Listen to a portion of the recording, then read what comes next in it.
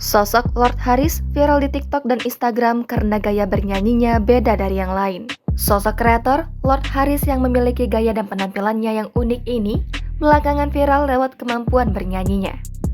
Meski dengan gaya dan penampilannya yang beda, itu tidak menghalanginya untuk berkarya dan menghibur para warganet dengan suara khasnya.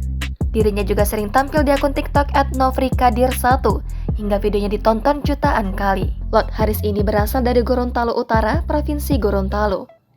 Baru-baru ini, Lord Haris diboyong ke Jakarta oleh Posan Tobing, mantan drummer band Kotak, untuk menyanyikan sebuah lagu. Lord Haris yang menyanyikan lagu berjudul Kehilangan yang dipopulerkan oleh Firman.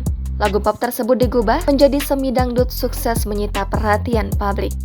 Ia viral karena sebuah karya dan mampu menghibur serta mengundang banyak tawa dari warganet dengan aksi bernyanyinya.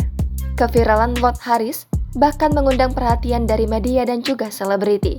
Terbaru, dirinya diundang dalam acara Pagi-Pagi Ambyar di Trans TV pada Jumat 27 Januari dan juga sempat diundang oleh selebritas sekaligus YouTuber Baim Wong. Diketahui, Lord Haris menjadi anak yang berbakti untuk orang tuanya. Ia kerap membantu orang tuanya seperti mengambil kayu bakar.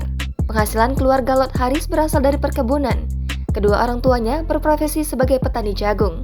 Lord Haris juga mempunyai channel YouTube yang bernama Lord Haris Asli dan telah memiliki 13.700 subscriber. Terdapat 3 unggahan yang berisi rekaman suara lagu yang ia bawakan. Pertama, Kehilangan yang sudah ditonton sebanyak 326.000 kali. Lalu Gerimis Mengundang telah ditonton 185.000 kali.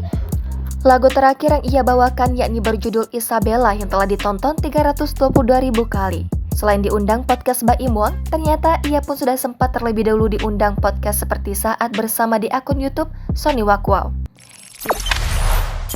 Jangan lupa subscribe, share, komen, dan like ya!